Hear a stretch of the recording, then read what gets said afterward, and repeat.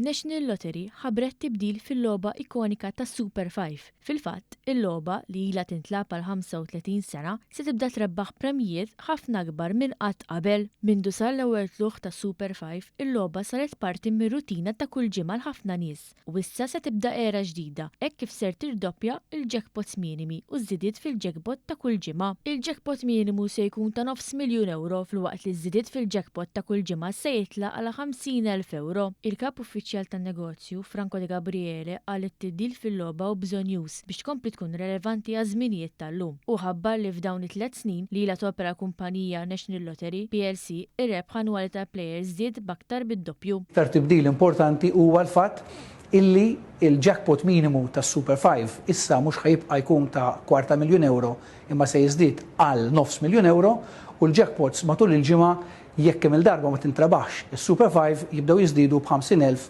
minflok b'25,000 euro.